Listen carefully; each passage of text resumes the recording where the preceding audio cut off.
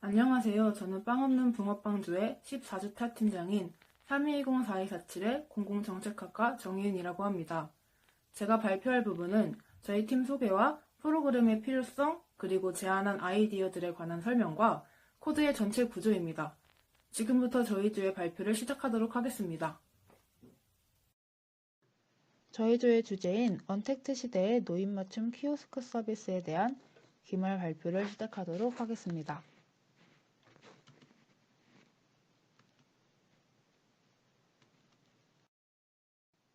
먼저 저희 팀 소개부터 하도록 하겠습니다. 저희 팀의 이름은 빵 없는 붕어빵조이며 김아람 학생, 유동열 학생, 이현기 학생, 그리고 저 이렇게 4명으로 구성되어 있습니다.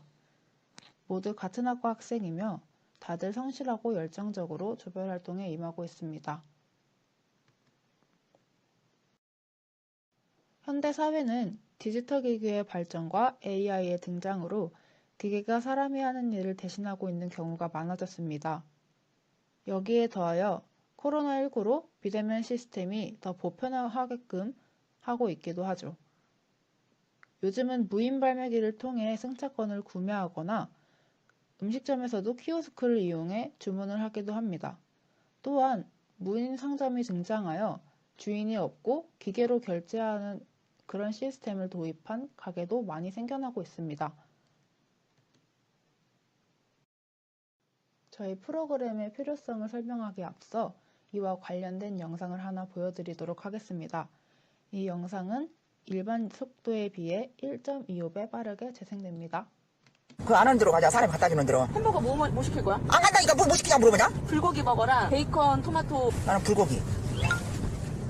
야 너는 그거 가서 먹고 나는 사람 있는 데 가서 먹으면 안 되냐? 이제 점점 사람 있는 데가 없어진다니까, 할머니. 이제 다 기계화 되고 있어. 화면을 터치하는 데 익숙지 않은 노년층들은 이런 곳이 낯설고 소외된 사람들도 있다고 합니다. 이처럼 노인분들은 이러한 기기 사용이 익숙치 않아서 키오스크의 사용을 꺼려 하시거나 사용한다 해도 되게 어려워하고 계십니다. 저희 조는 키오스크 사용의 어려움을 조금이나마 완화할 필요가 있다고 생각해 이를 프로그램으로 만들게 되었습니다. 저희 조는 기존 키오스크 서비스가 노인분들이 사용하시기에 왜 어려울까에 대해 고민을 해보았고 이를 보완할 방법으로 다양한 아이디어를 도출해 내었습니다.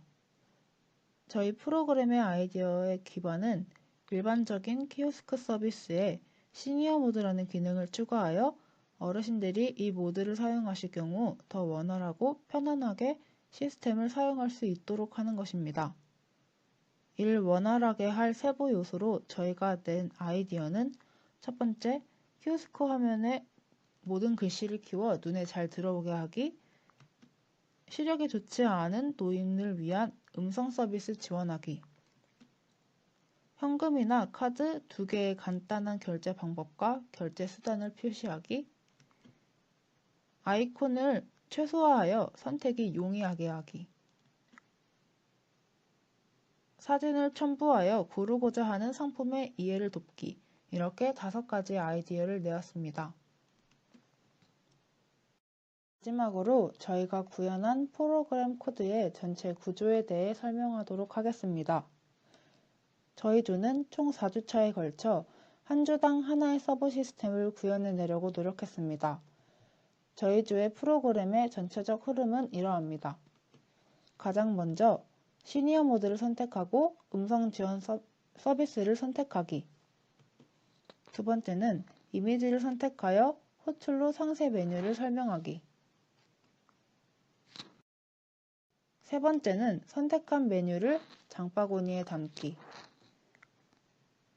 마지막으로는 결제 수단을 선택하기 및 결제 완료 여부 확인하기입니다. 저희 프로그램의 전체 구조는 이렇게 총 4가지로 진행됩니다. 지금까지 팀 소개, 프로그램의 필요성, 제안한 아이디어 설명, 코드 전체 구조까지의 설명을 맡은 정혜은이었습니다. 들어주셔서 감사합니다.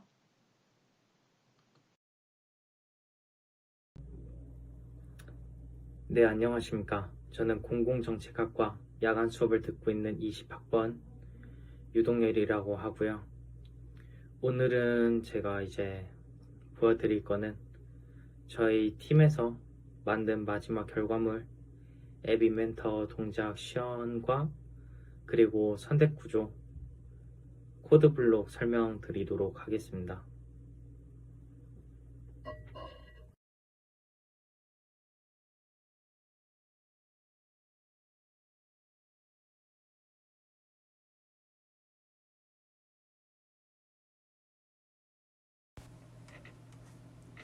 네, 안녕하십니까. 지금 제가 보여드릴 거는 저희 조의 앱 인벤터로 만든 마지막 결과물 시연 영상인데요. 저희가 만든 내용은 노인들을 위한 키오스크 간편화 서비스 시니어 모드에 관해서입니다. 처음에 시니어 모드와 일반 모드가 시연이 되는데 저희 조가 만든 것은 시니어 모드이기에 현재는 일반 모드를 제외한 상태입니다. 이렇게 시니어 모드를 클릭하면 음성 지원 여부를 선택할 수가 있는데요. 네를 눌러서 음성 지원을 받으며 메뉴 선택을 할 수가 있습니다. 그중 원하는 메뉴를 선택하면 다음 페이지에서 추가로 감자튀김이라든지 음료수라든지 사이드 메뉴 등을 고를 수가 있는데 영상 시연 간편화를 위해서 햄버거와 감자튀김만 넣어 놓은 상태입니다. 이렇게 메뉴를 장바구니에 추가하면 밑에 주문하기를 클릭하여 주문을 할 수가 있습니다. 주문하기를 클릭하면 선택된 메뉴들의 가격이 합산되고 신용카드로 결제할 것인지 현금으로 결제할 것인지 선택할 수가 있습니다. 실제로는 카드나 현금을 넣어야 되는데 앱 인벤터로 이 정도까지 구동이 되지 않기에 결제가 완료되었다는 멘트로 마무리하였습니다.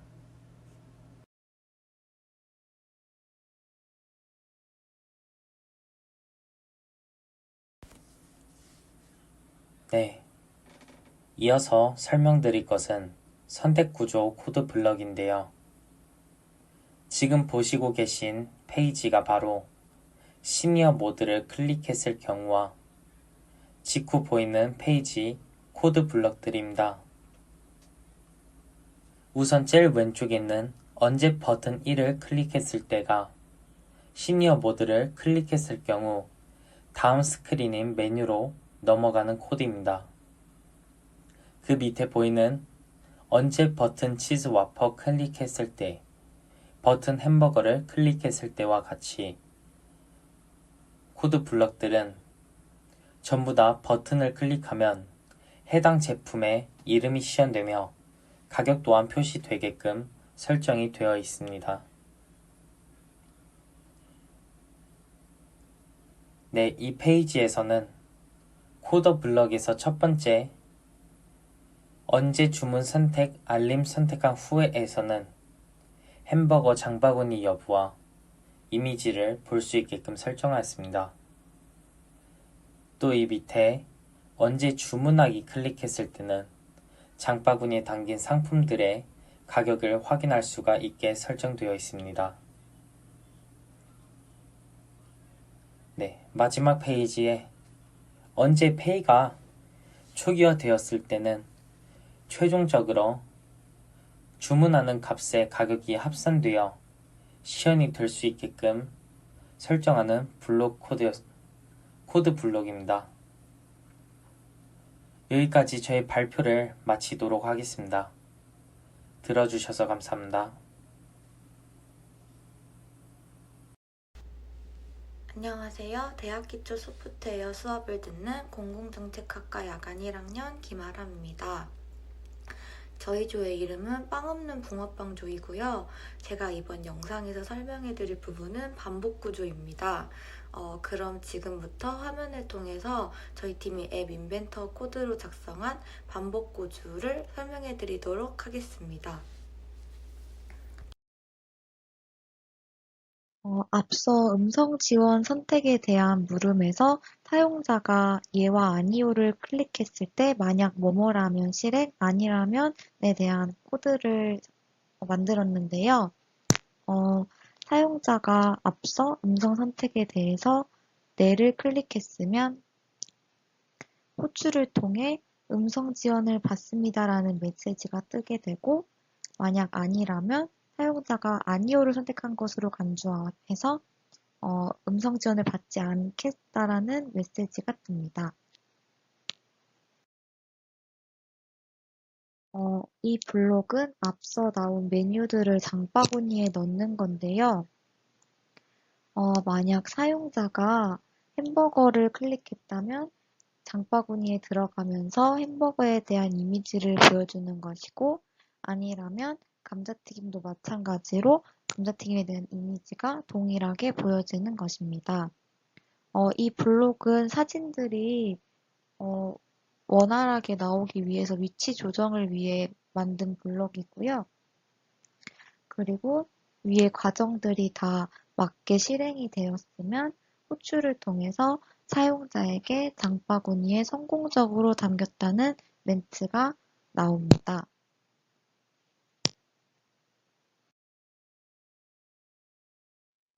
이 블록은 최종적으로 결제를 위한 블록입니다.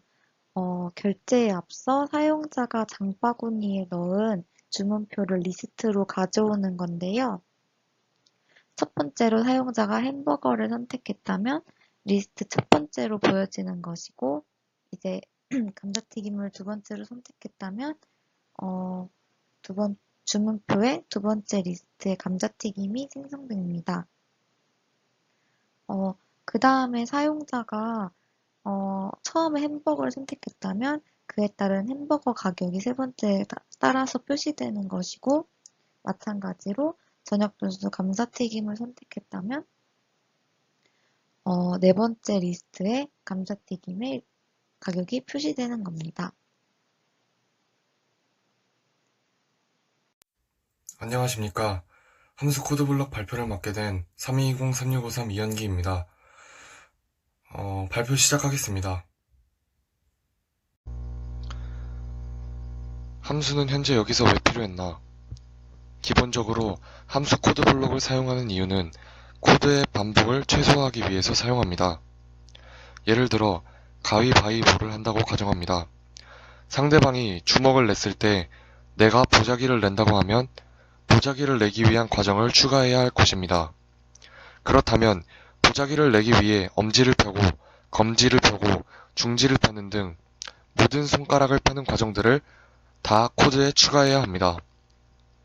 하지만 상대방이 주먹을 낼 때마다 매번 이 과정을 코드에 넣어야 한다면 코드 과정이 매우 복잡하고 귀찮을 것입니다. 따라서 이러한 사례에서는 위와 같은 코드의 반복을 최소화하고 단순하게 만들기 위해서 함수 코드 블록을 사용하는 것입니다.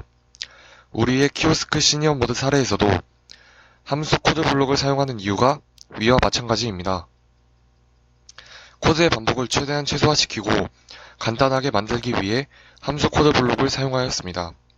구체적으로 우리는 사용자가 키오스크를 실행하고 시니어 모드 버튼을 누른 후의 과정들에서 시니어 모드 음성 지원, 메뉴 선택, 시니어 모드 사용자가 매장에서 주문을 하고 결제하는 과정이 코드에 매 순간 반복적으로 들어가게 되는 과정을 최소화하고 간단하게 하기 위해서 함수를 이용하였습니다.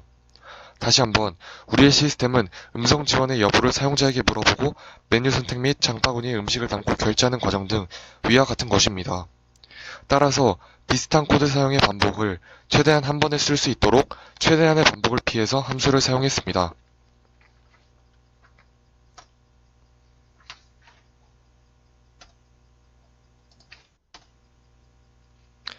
함수의 이름은 어떻게 나왔나?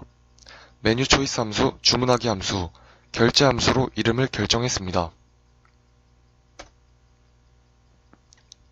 함수의 매개 변수는 무엇인가?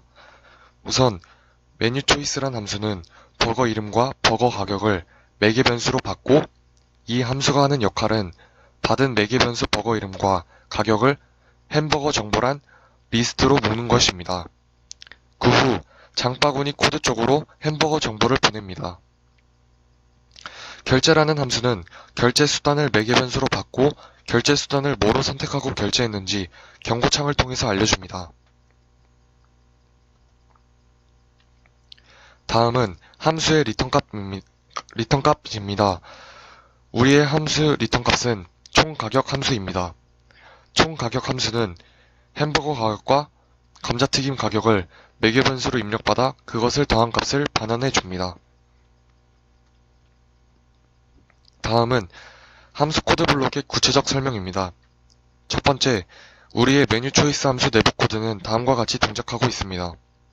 아까 메뉴 초이스 함수의 매개 변수를 설명하면서 말씀드렸지만 메뉴 초이스 함수는 최종적으로 주문, 장바구니 코드 쪽으로 햄버거 정보를 보냅니다.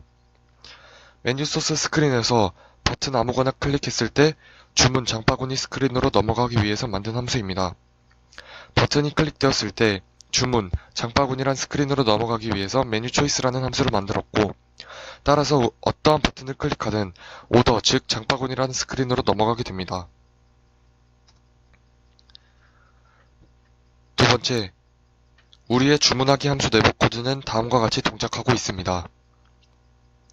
햄버거라는 버튼 클릭의 코드 블록 중 언제 햄버거가 클릭했을 때 라는 이벤트가 실행됩니다. 그리고 우리의 코드 과정이 순차적으로 진행됩니다. 그리고 저장됩니다. 햄버거가 클릭이 되면 햄버거 제어라는 변수에 참이라는 값이 들어갑니다. 그리고 함수 호출하기 주문이라는 것을 실행합니다. 그렇다면 이전에 만들어 놓은 주문이라는 함수가 실행되고 실행이 완료되었다면 주문 선택 알림 선택 대하청 보이기를 호출합니다. 위의 과정들이 모두 실행 및 완료되었다면 사용자는 스크린상에 뜬 것을 확인할 수 있습니다. 이 함수가 실행이 된다면 시니어 모드 사용자에게 주문하시겠습니까? 라는 질문이 스크린 상단에 뜨고 예, 아니요의 답장 선택 여부를 사용자는 결정할 수 있습니다. 창이 뜨고 사용자가 예, 아니요 주문 선택을 하면 언제 주문 선택 알림 선택한 후에 라는 코드의 다음 과정으로 넘어가게 됩니다.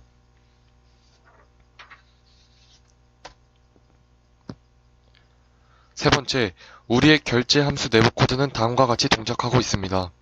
사용자가 장바구니에 본인이 선택한 음식을 담는 과정들을 모두 실행 및 완료했다면 우리의 코드 과정은 순차적으로 진행됩니다. 그리고 저장됩니다. 결제 수단은 현금과 신용카드가 있고 현금 혹은 신용카드 중 사용자가 원하는 수단을 클릭했을 때 이전에 만들어 놓은 결제라는 함수가 실행되고 위의 과정들이 모두 실행 및 완료되었다면 사용자는 스크린상에 뜬 뭐뭐로 결제가 완료되었습니다 라는 경고창이 뜬 것을 확인할 수 있습니다. 따라서 사용자는 어떠한 결제 수단으로 결제가 완료되었는지의 여부를 최종적으로 확인할 수 있습니다. 이상 발표를 들어주셔서 감사합니다.